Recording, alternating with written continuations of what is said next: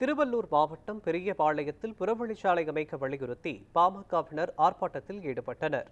பெரியபாளையத்திலிருந்து ஊத்துக்கோட்டை வரை புறவழிச்சாலை அமைக்க கடந்த 2014ஆம் ஆண்டு 26 கோடி ரூபாய் நிதி ஒதுக்கப்பட்டது. தற்போது வரை சாலை அமைப்பதற்கான பணிகள் நடைபெறவில்லை என்று கூறி திருவள்ளூர் வடக்கு மாவட்ட பாமக சார்பில் மாவட்ட செயலாளர் PM பிரகாஷ் தலைமையில் கண்டன ஆர்ப்பாட்டம் நடைபெற்றது. அப்போது பெரியபாளையம் பவானியம்மன் கோவில் பகுதியில் தொடர்ந்து ஏற்படும் போக்குவரத்து நெரிசலால் பொதுமக்கள் பாதிப்பிற்குள்ளாவதாக அவர்கள் குற்றம் சாட்டினர். கனரக வாகனங்கள் அதிக அளவில் செல்வதால் அடிக்கடி விபத்துகள் ஏற்படுவதால் தமிழக அரசு உடனடியாக புறவழிச்சாலை அமைத்து தர வேண்டுமென பாமகவினர் கோரிக்கை விடுத்தனர். மக்கள் பெரும் அவதி.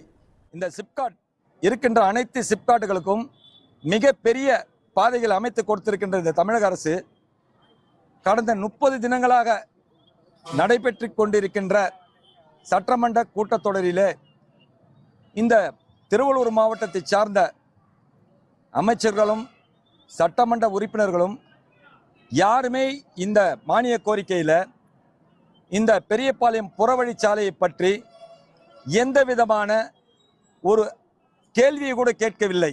ஒரு அவசர தேவைக்கு ஒரு ஆம்புலன்ஸ் செல்ல வேண்டும் என்றால் கூட மிகப்பெரிய அவதி. விரைவாக இந்த புறவழிச்சாலை அமைப்போம் என்று அறிவிப்பை வெளிவிட வேண்டும் என்பதற்காகத்தான் இந்த ஆர்ப்பாட்டத்தை